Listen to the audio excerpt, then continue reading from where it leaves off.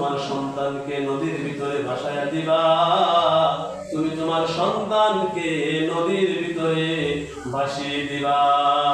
মূসার মা চিন্তা করল, যদি আমি আমার সন্তানকে আমার কোলের ভিতরে রাখি তাহলে তো ফেরাউন আমার সন্তানকে মেরে ফেলবে, আবার যদি নদীর ভিতরে ভাসিয়ে দেই তাহলে তো আমার সন্তান মরে যাবে।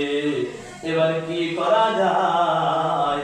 আল্লাহ রাব্বুল আলামিন মূসার মাকে যখন বললেন, মূসা আলাইহিস সালাতু ওয়াস সালামের মা এবার মূসা পয়গম্বরকে যখন নদীর ভিতরে ভাসিয়ে দিলেন, আল্লাহ রাব্বুল আলামিন তার হেফাজতের জিম্মা আল্লাহ গ্রহণ করলেন।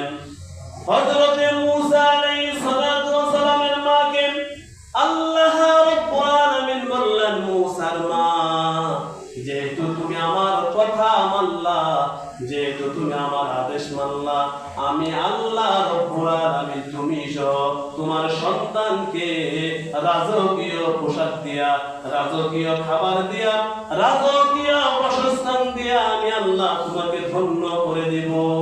এবার হযরতে মূসা আলাইহিস সালাতু ওয়াস সালাম ফিরআউনের ঘরে যখন চলে গেলেন, ও মুসলমান, অনেক লম্বা কথা, আমি ওইদিকে যাব না।